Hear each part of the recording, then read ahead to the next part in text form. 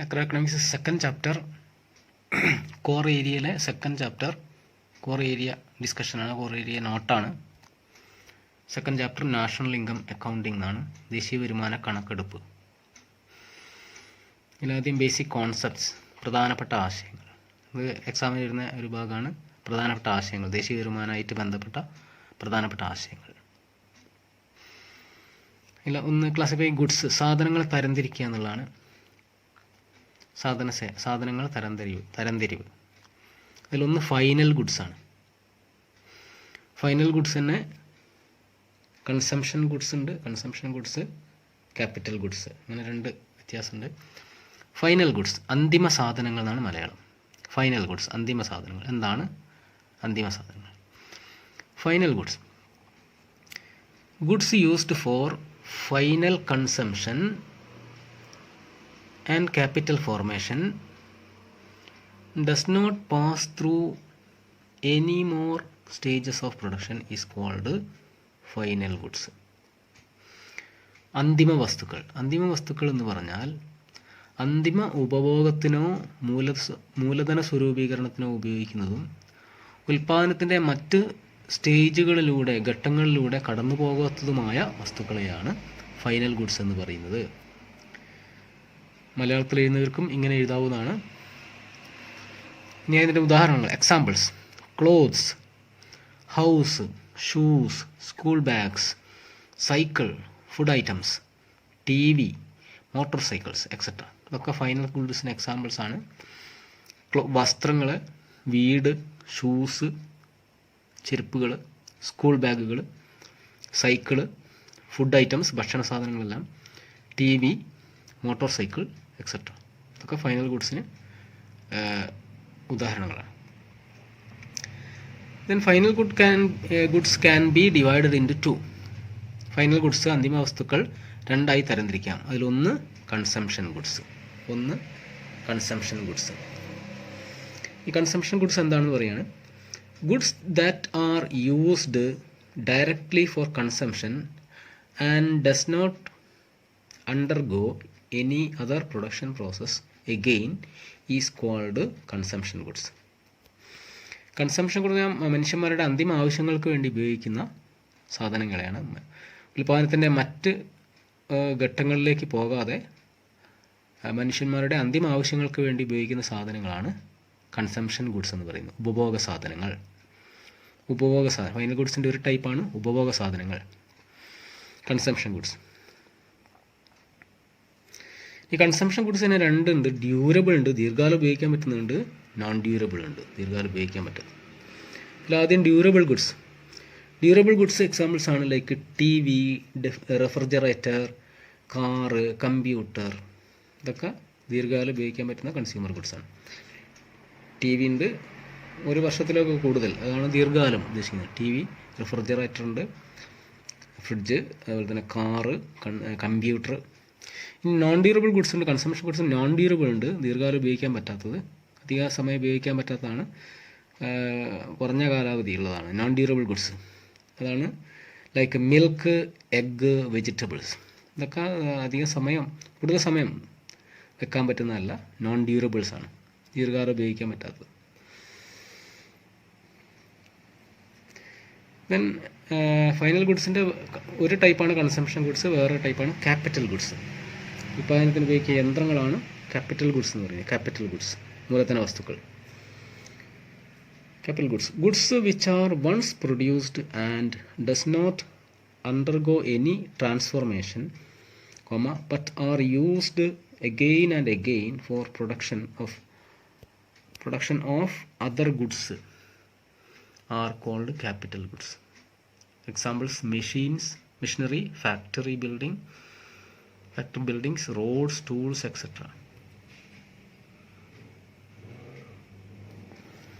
Capital goods എന്ന് പറഞ്ഞാൽ ഉൽപ്പാദനത്തിന് ഉപയോഗിക്കുന്ന യന്ത്രങ്ങളെയാണ്, മലയാളത്തിൽ എഴുതുന്നവർക്ക് വേണ്ടി, ഉൽപ്പാദനത്തിന് ഉപയോഗിക്കുന്ന യന്ത്രങ്ങളെയാണ് ക്യാപിറ്റൽ ഗുഡ്സ്, മൂലധന വസ്തുക്കൾ എന്ന് പറയുന്നത്. എന്തൊക്കെ ഉദാഹരണം? മെഷീൻസ്, ടൂൾസ്, ഫാക്ടറി ബിൽഡിങ്സ് ഒക്കെ എക്സാമ്പിൾസ് ആണ്. ഇനി അടുത്താണ് ഫൈനൽ ഗുഡ്സ്. രണ്ടാമത്തെ ടൈപ്പാണ് ഇൻ്റർമീഡിയറ്റ് ഗുഡ്സ്, അന്തരാള വസ്തുക്കൾ എന്നാണ് മലയാളം. ഇൻ്റർമീഡിയറ്റ് ഗുഡ്സ് അന്തരാള വസ്തുക്കൾ എന്താണ്? Goods used as an input for producing other goods are called intermediate goods. Examples: clothes, cotton thread. Example: cotton thread used to make cloth, leather to make shoes, wheat used to make bread. മറ്റ് സാധനങ്ങളുടെ ഉൽപ്പാദനത്തിന് ഉപയോഗിക്കുന്ന അസംസ്കൃത വസ്തുക്കളെ, ഇൻപുട്ടായിട്ട് ഉപയോഗിക്കുന്ന അസംസ്കൃത വസ്തുക്കളെയാണ്, ഉൽപ്പാദനത്തിന് നിവേശങ്ങളായിട്ട് ഉപയോഗിക്കുന്ന അസംസ്കൃത വസ്തുക്കളെയാണ് intermediate goods എന്ന് പറയുന്നത്. ഇൻ്റർമീഡിയറ്റ് ഗുഡ്സ് മറ്റ് സാധനങ്ങളുടെ ഉൽപ്പാദനത്തിന് ഉപയോഗിക്കുന്ന റോ മെറ്റീരിയൽസ്, ഇൻപുട്ടായിട്ട് ഉപയോഗിക്കുന്ന റോ മെറ്റീരിയൽസിനെയാണ് ഇൻ്റർമീഡിയറ്റ് ഗുഡ്സ് എന്ന് പറയുന്നത്. ഉദാഹരണം: cotton thread used to make cloth. വസ്ത്രങ്ങൾ ഉണ്ടാക്കാൻ ഉപയോഗിക്കുന്ന നൂല് ഇൻ്റർമീഡിയറ്റ് ഗുഡാണ്, വസ്ത്രങ്ങൾ ഫൈനൽ ഗുഡാണ്. ലെതർ ടു മേക്ക് ഷൂസ് ഉണ്ടാക്കാൻ ഉപയോഗിക്കുന്ന ലെതർ, ഷൂസ് ഫൈനൽ ഗുഡാണ്, ലെതർ ഇൻ്റർമീഡിയറ്റ് ഗുഡാണ്. Then wheat used to make bread final ഗുഡാണ്, വീറ്റ് ഗോതമ്പ് ഇൻ്റർമീഡിയറ്റ് ഗുഡാണ്. ഇനി അടുത്തൊരാശയമാണ് ഡിപ്രീസിയേഷൻ. Define depreciation. ഡിപ്രീസിയേഷൻ്റെ വേറൊരു പേരാണ് കൺസംഷൻ ഓഫ് ഫിക്സ്ഡ് ക്യാപിറ്റൽ. അത് ഓർക്കേണ്ടതാണ്. ഡിപ്രീസിയേഷൻ്റെ വേറൊരു പേര് കൺസംഷൻ ഓഫ് ഫിക്സ്ഡ് ക്യാപിറ്റൽ.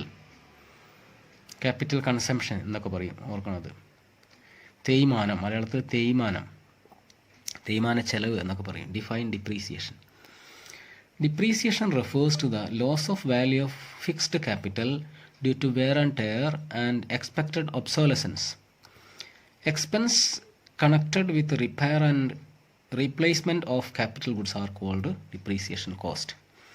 ഇതാണ് ഉൽപ്പാദനത്തിന് മൂലധന വസ്തുക്കൾ ഉപയോഗിക്കുമ്പോൾ ഉണ്ടാകുന്ന തേയ്മാനം, മൂല്യനഷ്ടം. അതിനെയാണ് ഡിപ്രീസിയേഷൻ എന്ന് പറയുന്നത്. തേയ്മാനം. ഉൽപ്പാദന പ്രക്രിയയിൽ ഏർപ്പെടുമ്പോൾ മൂലധന വസ്തുക്കൾക്ക് ഉണ്ടാകുന്ന കേടുപാടുകൾ അല്ലെ കാലപ്പഴക്കം, അതിനെയാണ് ഡിപ്രീസിയേഷൻ എന്ന് പറയുന്നത്.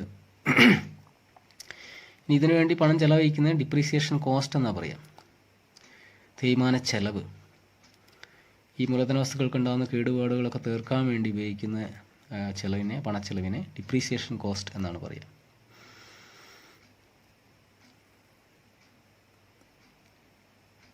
ഇനി അടുത്ത ഒരു ചോദ്യം, distinguish between stocks and flows. ശേഖരങ്ങളും പ്രവാഹങ്ങളും തമ്മിലുള്ള വ്യത്യാസം. സ്റ്റോക്ക് ശേഖരങ്ങൾ എന്നാണ് പറയുക, ഫ്ലോ പ്രവാഹങ്ങൾ. ഇപ്പം മാക്രോ എക്കണോമിക്സ് അല്ലെങ്കിൽ ദേശീയ വരുമാന കണക്കെടുപ്പിൽ സ്റ്റോക്ക് ഫ്ലോ വ്യത്യാസമുണ്ട്. എന്താണ് വ്യത്യാസം നോക്കാം. Stock is a variable which can be measured at a particular point of time. ഒരു പ്രത്യേക സമയത്തിൽ ഇത്ര എന്ന് അളക്കുന്നതാണ് ശേഖരങ്ങൾ എന്ന് പറയുന്നത്. ഒരു പ്രത്യേക സമയത്ത് ഇത്ര. ഉദാഹരണത്തിന് ഇന്ന് 10 മണിക്ക് ഇത്രയാണ് വാട്ടർ ടാങ്കിലെ വെള്ളം, സ്കൂൾ വാട്ടർ ടാങ്കിലെ വെള്ളം ഇന്ന് 10 മണിക്ക് ഇത്രയാണ് എന്ന് പറയുകയാണെങ്കിൽ അത് സ്റ്റോക്കാണ്. Stock is a variable which can be measured at a particular point of time. ഒരു പ്രത്യേക സമയ ബിന്ദുവിൽ അളക്കാൻ പറ്റുന്നതിനെയാണ് ശേഖരങ്ങൾ എന്ന് പറയുന്നത്. It is a static concept and has no time limit. Time limit ഇല്ല എന്നുള്ളതിൻ്റെ പ്രത്യേകത. ഒരു സ്റ്റാറ്റിക് കൺസെപ്റ്റാണ്, സ്റ്റാറ്റിക് ആശയമാണ് അത്. പിന്നെ എന്താണ്, ടൈം ലിമിറ്റ് ഇല്ല. പിന്നെ എക്സാമ്പിളാണ്, സ്റ്റോക്കിൻ്റെ എക്സാമ്പിൾസാണ് മണി സപ്ലൈ പണപ്രദാനം, വെൽത്ത് സമ്പത്ത്, ഇൻവെൻട്രി എന്ന് പറഞ്ഞാൽ സ്റ്റോക്കാണ്, stock of goods inventory, bank deposit, food grain stock, foreign exchange reserve. ഇതൊക്കെ എക്സാമ്പിൾസാണ്, സ്റ്റോക്കിന് എക്സാമ്പിൾസാണ്. Money supply, wealth, inventory, bank deposit, food grain stock, foreign exchange reserve etcetera. ക്യാപിറ്റലും സ്റ്റോക്കാണ്, ക്യാപിറ്റൽ എക്സെട്ര. അടുത്തത്, a variable that is measured in a specific period of time is called a flow. ഒരു പ്രത്യേക കാലയളവിൽ അളക്കുന്നതിനെയാണ് ഫ്ലോ അല്ലെ പ്രവാഹങ്ങൾ എന്ന് പറയുന്നത്. ഒരു പ്രത്യേക കാലയളവിൽ അളക്കാവുന്ന ചരങ്ങൾ അതിനെയാണ് പ്രവാഹങ്ങൾ, ഫ്ലോ എന്ന് പറയുന്നത്. A variable that is measured in a specific period of time is called flows. It is a dynamic concept and has a time limit. സമയ ലിമിറ്റ് ഉണ്ട് അല്ലെ കാലാവധി ഉണ്ട് എന്നുള്ളതാണ്. ഉദാഹരണം, നാഷണൽ ഇൻകം കാലാവധിയിലാണ്, ദേശീയ വരുമാനം കാലാവധി. ഒരു സാമ്പത്തിക വർഷത്തിലെ രാജ്യത്തിലെ വരുമാനം കാലാവധി ഉണ്ട്, അതാണ് നാഷണൽ ഇൻകം, ദേശീയ വരുമാനം. ചേഞ്ച് ഇൻ ഇൻവെൻട്രി, ഇൻവെൻട്രിയിലെ മാറ്റങ്ങൾ, അത് ഫ്ലോ ആണ്. ഇൻവെൻട്രി മാത്രം പറയുകയാണെങ്കിൽ സ്റ്റോക്കാണ്. ചേഞ്ച് ഇൻ ഇൻവെൻട്രി ഫ്ലോ ആണ്. ദെൻ ക്യാപിറ്റൽ ഫോർമേഷൻ, മൂലധന സ്വരൂപീകരണം ഫ്ലോ ആണ്. ക്യാപിറ്റൽ സ്റ്റോക്കാണ്, ക്യാപിറ്റൽ ഫോർമേഷൻ ഫ്ലോ ആണ്. ഇമ്പോർട്ട്, എക്സ്പോർട്ട്സ്, ഇതൊക്കെ ഒരു വർഷത്തിൽ ഇത്ര എന്നാണ് പറയുന്നത്. ഇനി അടുത്ത ചോദ്യം, distinguish between gross investment and net investment. Gross ഇൻവെസ്റ്റ്മെൻറ്റും നെറ്റ് ഇൻവെസ്റ്റ്മെൻറ്റും തമ്മിലുള്ള വ്യത്യാസം. Distinguish between gross investment and net investment. മൊത്തം നിക്ഷേപം, അറ്റ നിക്ഷേപം, വ്യത്യാസം. That part of final output that comprises of capital goods is called gross investment of an economy. മൂലധന വസ്തുക്കളെയാണ്, ഒരു രാജ്യത്തിലെ മൂലധന വസ്തുക്കളെയാണ് ഗ്രോസ് ഇൻവെസ്റ്റ്മെൻറ്റ് എന്ന് പറയുന്നത്.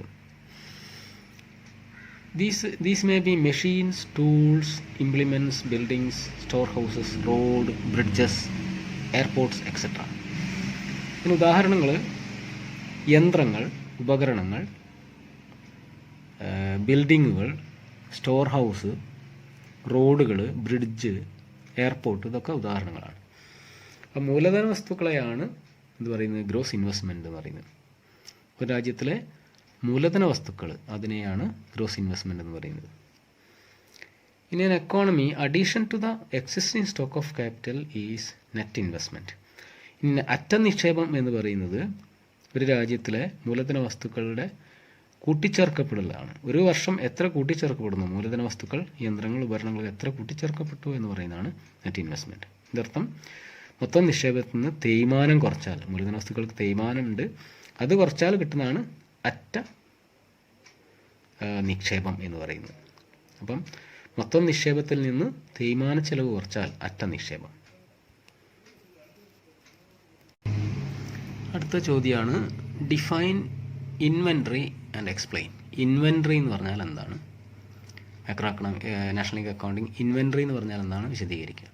Inventory, the stock of raw materials, semi finished goods and unsold finished goods which a firm carries from one year to the next is called inventory. Inventory may be accumulate or decumulate. Inventory എന്ന് പറഞ്ഞാൽ raw മെറ്റീരിയലുടെ, അസംസ്കൃത വസ്തുക്കളുടെ stock, നിർമ്മിത വസ്തുക്കളുടെ അല്ലെങ്കിൽ അർദ്ധനിർമ്മിത വസ്തുക്കളുടെ stock, അല്ലെങ്കിൽ വിറ്റഴിക്കപ്പെടാത്ത വസ്തുക്കളുടെ സ്റ്റോക്ക്. ഒരു വർഷം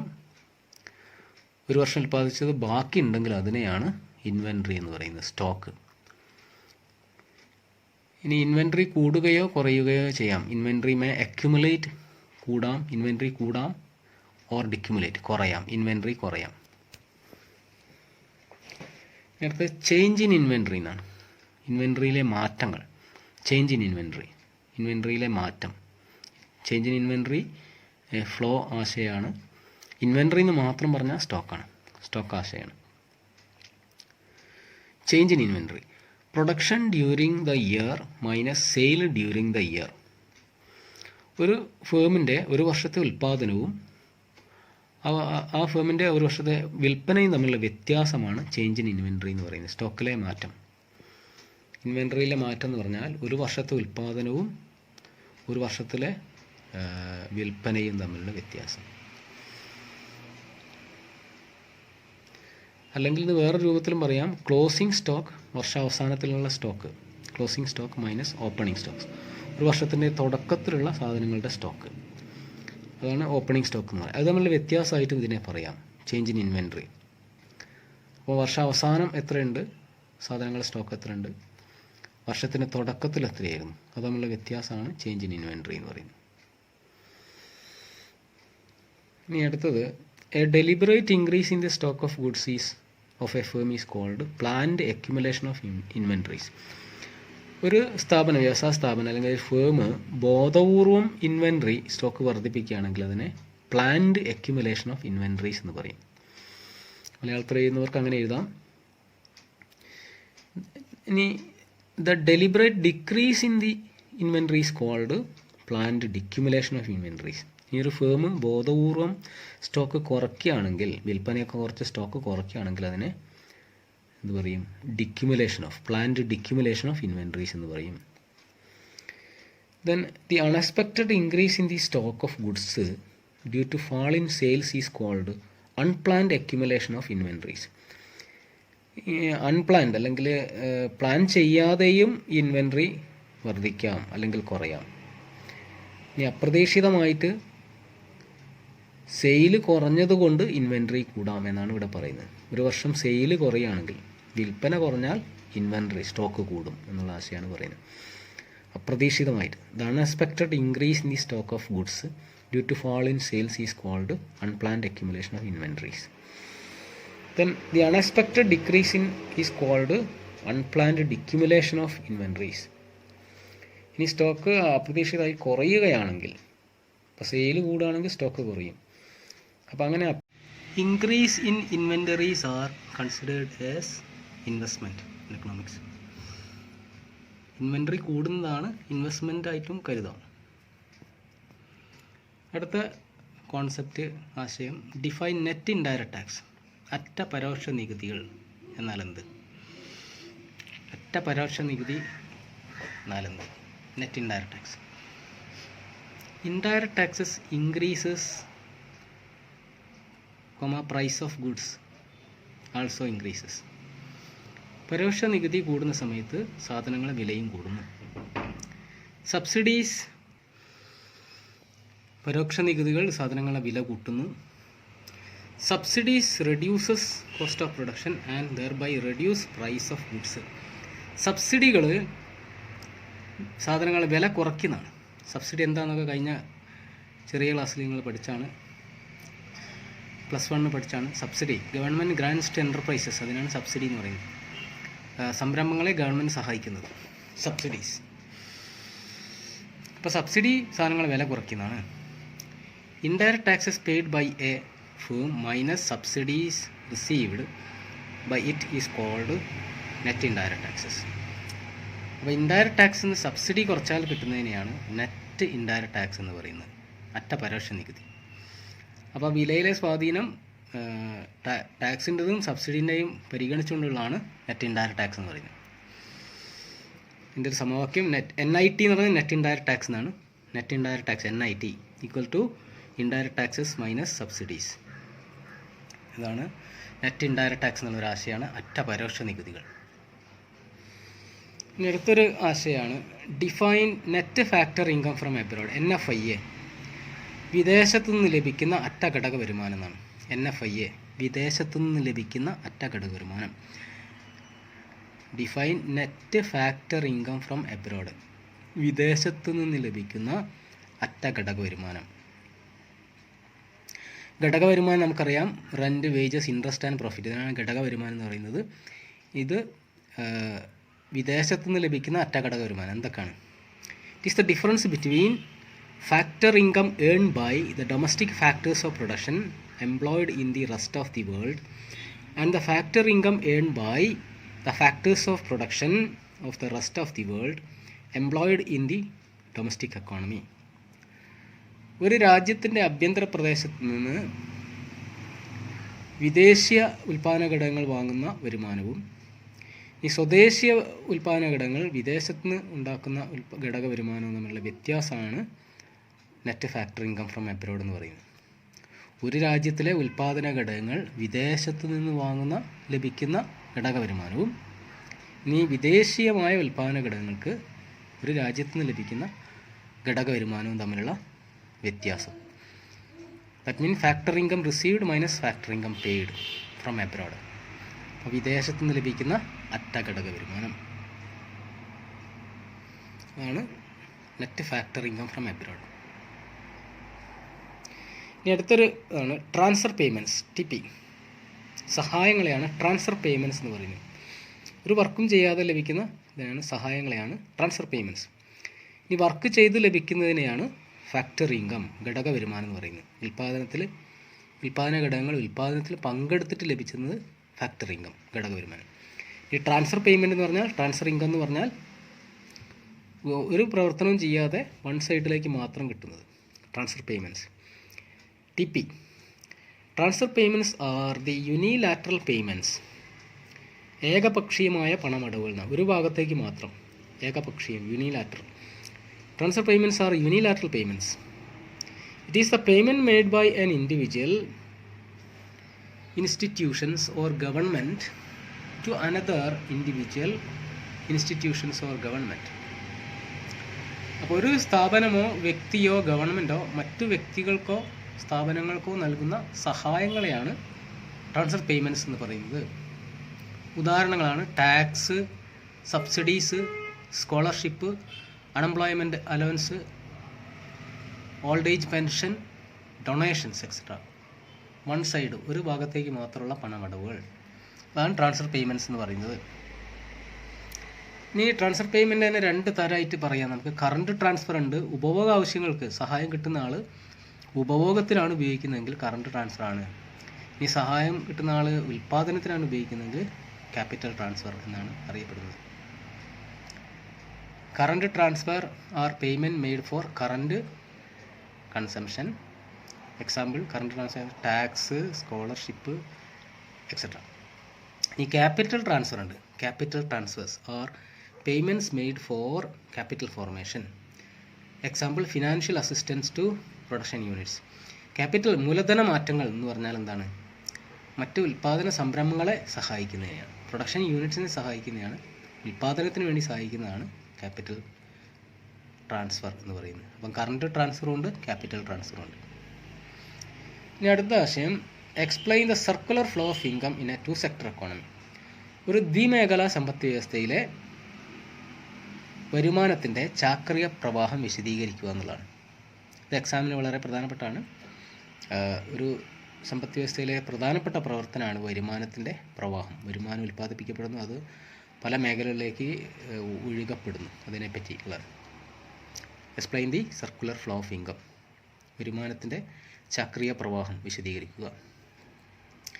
it is the pictorial illustration of interdependence, interrelationships and interdependence among the different sectors of the economy. സമ്പദ് വ്യവസ്ഥയിലെ വ്യത്യസ്ത മേഖലകൾ തമ്മിലുള്ള പരസ്പരാശ്രയവും പരസ്പര ബന്ധവും കാണിക്കുന്ന ഒരു ചിത്രീകരണമാണ് വരുമാനത്തിൻ്റെ ചക്രീയ പ്രവാഹം എന്ന് പറയുന്നത് മലയാളത്തിൽ ചെയ്യുന്നവർക്ക് വേണ്ടി. It is the pictorial illustration of interdependence and interrelationship among the different sectors of the economy. The simple two-sector model is based on the following assumptions. ഈ വരുമാനത്തിൻ്റെ വരുമാന പ്രവാഹം, ചക്രീയ പ്രവാഹം പറയുന്ന സമയത്ത് ചെറിയ സങ്കല്പങ്ങളുണ്ട്, അസംഷൻസ് ഉണ്ട്. ചില സങ്കല്പങ്ങളെ അടിസ്ഥാനപ്പെടുത്തിയാണ് ഇത് ഈ ചക്രീയ പ്രവാഹം പറഞ്ഞിരിക്കുന്നത്. The simple two-sector model is based on the following assumptions. കുറേ സങ്കല്പങ്ങൾ എന്തൊക്കെയാണ്? ഒന്ന്, there are only two sectors in the economy, households and firms.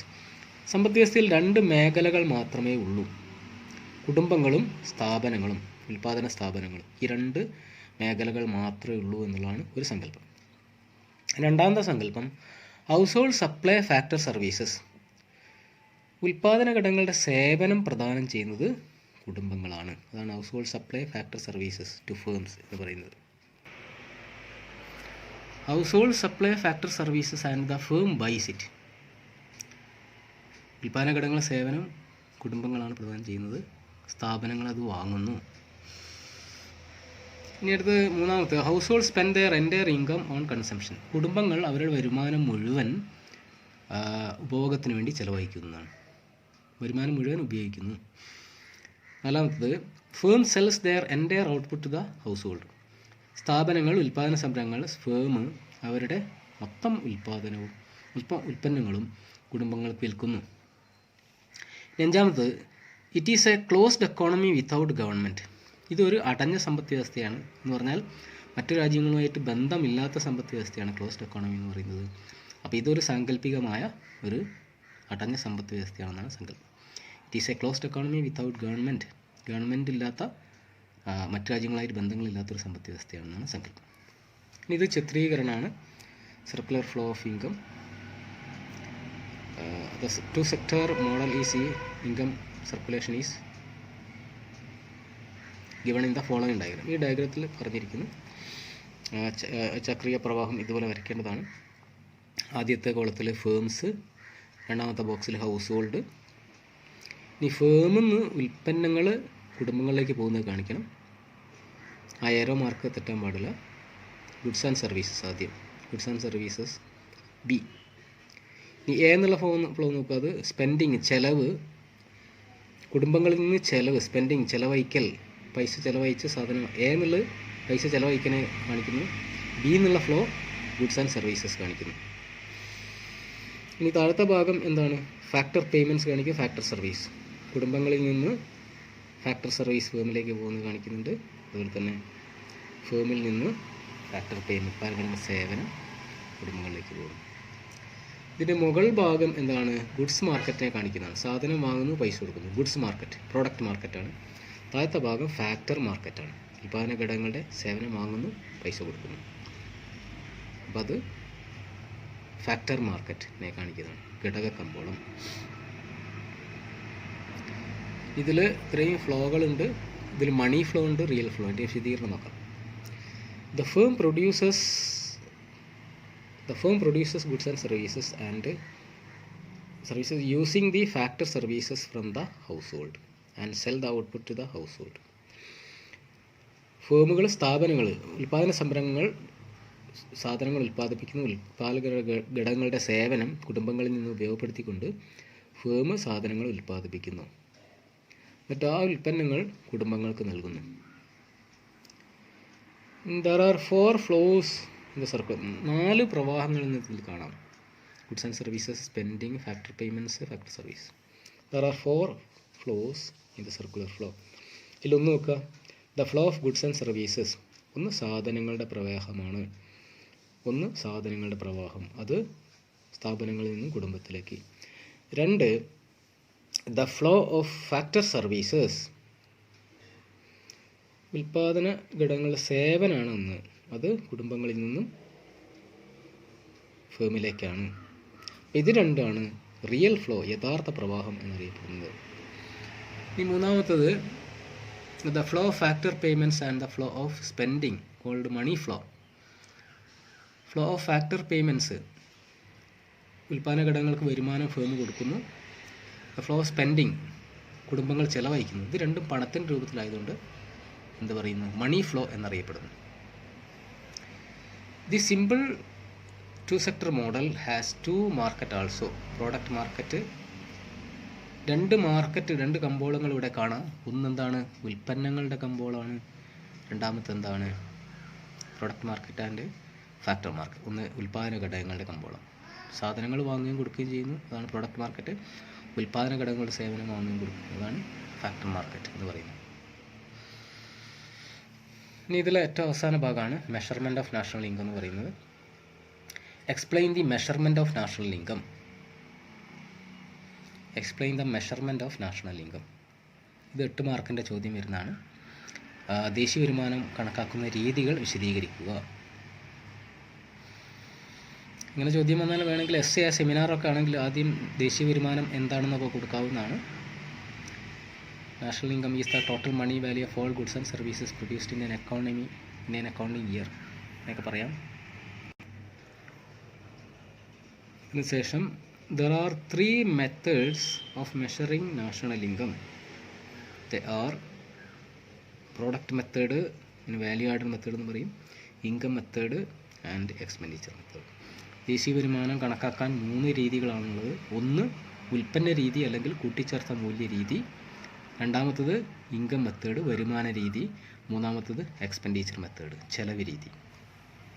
ആദ്യം വാല്യൂ ആഡ് മെത്തേഡാണ് വിശദീകരിക്കുന്നത്. വാല്യൂ ആഡ് മെത്തേഡ് പ്രോഡക്റ്റ് മെത്തേഡും എന്നറിയപ്പെടും, ഔട്ട്പുട്ട് മെത്തേഡ് എന്ന് പറയും. According to this method, we measure national income by adding all the final goods and services produced by each firms in the economy during a financial year. അപ്പോൾ ഈ രീതി ഉപയോഗിച്ച് ദേശീയ വരുമാനം കാണുമ്പോൾ സമ്പദ് വ്യവസ്ഥയിൽ ഉൽപ്പാദിപ്പിച്ച എല്ലാ ഉൽപ്പന്നങ്ങളുടെയും മൂല്യം കണ്ടുപിടിച്ചാണ് ദേശീയ വരുമാനം കാണുന്നത്.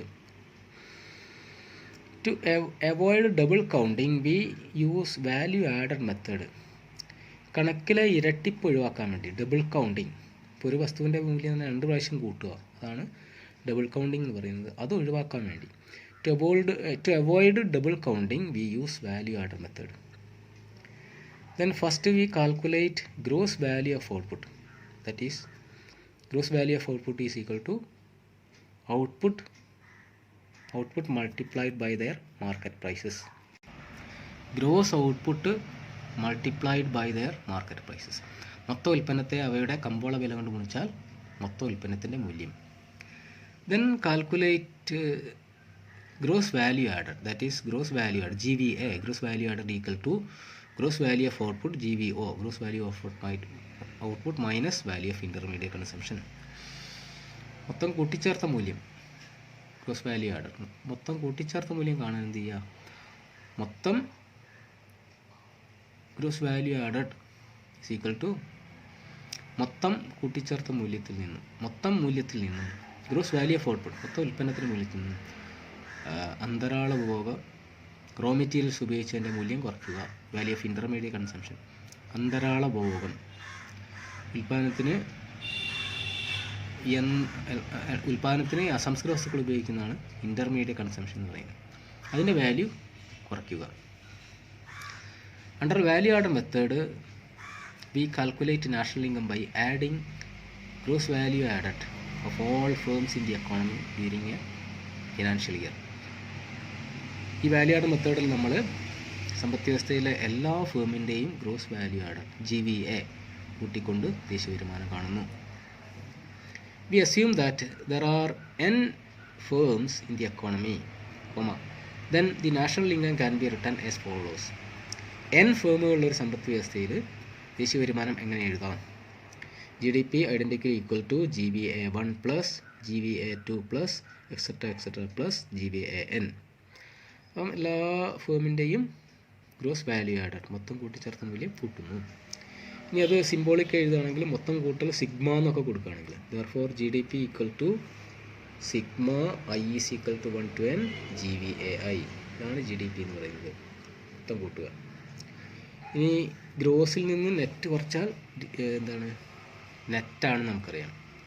ഗ്രോസിൽ നിന്ന് നെറ്റ് കുറച്ചാൽ, അപ്പം ഗ്രോസ് വാല്യൂ ആഡഡിൽ നിന്ന് ഡിപ്രീസിയേഷൻ കുറച്ചാൽ നെറ്റ് വാല്യൂ ആഡഡ്, അതാണ് NVAI, net value added is equal to gross value added minus DI. DI എന്ന് വെച്ചാൽ ഡിപ്രീസിയേഷനെ കാണിക്കുന്നതാണ്, DI. That is NDP. അപ്പോൾ GVA ആണ് GDP, NVA ആണ് NDP, net domestic product. That is NDP is equal to sigma I is equal to 1 to n NVAI. Net value added മൊത്തം കൂട്ടിയതാണ് NDP എന്ന് പറയുന്നത്, നെറ്റ് ഡൊമസ്റ്റിക് പ്രൊഡക്റ്റ്. ഇത്രയാണ് value add method. അടുത്ത expenditure മെത്തേഡാണ്, ചെലവ് രീതി. According to these method GDP calculated by adding the final expenditure in the economy. The final expenditure or first one, the final consumption expenditure C, and the final investment expenditure I. മൊത്തം ചെലവ് കൂട്ടിക്കൊണ്ട് ദേശീയ വരുമാനം കാണുന്നു. Expenditure method പ്രകാരം സമ്പദ് വ്യവസ്ഥയിലെ എല്ലാ മേഖലയിലെയും ചെലവ് മൊത്തം കാണുന്നത്. കുടുംബങ്ങളുടെ ചെലവ്, ഉപഭോഗ ചെലവ് C. ഈ സ്ഥാപനങ്ങളുടെ ചെലവ് ഇൻവെസ്റ്റ്മെൻറ്റ് എക്സ്പെൻഡിച്ചർ, നിക്ഷേപ ചെലവ്. ഈ government final consumption expenditure G എന്നാണ് കൊടുക്കുക, G ബ്രാക്കറ്റിൽ G, government final consumption expenditure. Then export revenue, അതാണ് X എന്ന് പറയുന്നത്.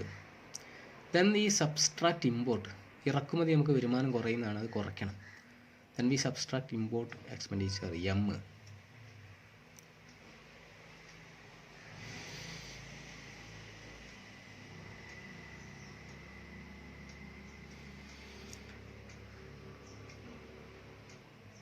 The sum is equal to C plus I plus G plus X. Then GDP can be written as follows. GDP is equal to sigma I is equal to 1 to n CI.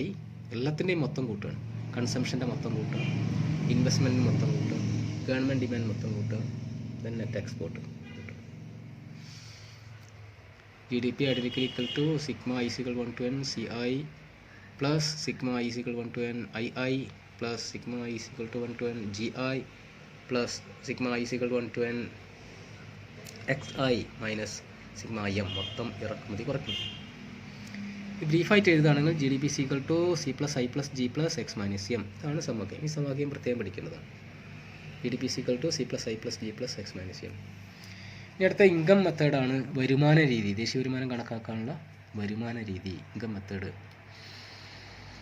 Under this method, national income is calculated by adding all the factor incomes received by owners of factors of production. അപ്പോൾ income method പ്രകാരം എല്ലാ ഉൽപ്പാദന ഘടകങ്ങൾക്ക് ലഭിക്കുന്ന വരുമാനം മൊത്തം കൂട്ടുന്നു. അപ്പോൾ ഭൂമിക്ക് പാട്ടം കിട്ടുന്നു, അങ്ങനെ എല്ലാ ഉൽപ്പാദന ഘടകങ്ങളുടെയും വരുമാനം മൊത്തം കൂട്ടിക്കൊണ്ട് ദേശീയ വരുമാനം കാണുന്നതാണ് income method. That is land get rent, ഭൂമിക്ക് പാട്ടം കിട്ടുന്നു, ലേബർക്ക് വേജ് കിട്ടുന്നു, ക്യാപിറ്റലിന് ഇൻട്രസ്റ്റ് കിട്ടുന്നു, എൻ്റർപ്രണർ സംരംഭകന് പ്രോഫിറ്റ് കിട്ടുന്നു. അതാണ് land gets rent, labour gets wages, capital gets interest, then entrepreneurship gets profits. Thus GDP can be written as follows. എല്ലാ ഉൽപ്പാദന ഘടകങ്ങളും വരുമാനം മൊത്തം കൂട്ടുക. അപ്പോൾ GDP identical equal to sigma I is equal to 1 to n WI. മൊത്തം wage കൂട്ടുന്നതാണ് ഇത്, മൊത്തം വേജ് കൂട്ടുന്നത്. ഇനി ഇത് മൊത്തം റെൻറ്റ് കൂട്ടുന്നു, sigma I is equal to 1 to n RI. ഇത് മൊത്തം ഇൻട്രസ്റ്റ് കൂട്ടും, INI. ഇത് മൊത്തം പ്രോഫിറ്റ് കൂട്ടുന്നു, I is equal to 1 to n PI profit.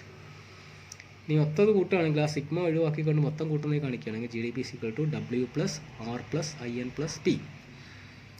GDP എന്ന് പറയുന്നത് മൊത്തം കൂലി, മൊത്തം പാട്ടം, മൊത്തം പലിശ, മൊത്തം ലാഭം, അങ്ങനെ എഴുതാം. Therefore, as per income method, the GDP of an economy is the sum total of wages, rent, interest and profit received by all the factors of production. അപ്പോൾ അതുകൊണ്ട് ഒരു സമ്പദ് വ്യവസ്ഥയിലെ ദേശീയ വരുമാനം എന്ന് പറയുന്നത് എല്ലാ ഉൽപ്പാദന ഘടകങ്ങൾക്കും ലഭിക്കുന്ന വരുമാനമാണ്. എന്ന് പറഞ്ഞാൽ മൊത്തം കൂലി കൂട്ടിയതാണ്, മൊത്തം പാട്ടം കൂട്ടിയതാണ്, മൊത്തം പലിശ കൂട്ടിയതാണ്, മൊത്തം ലാഭം കൂട്ടിയതാണ്.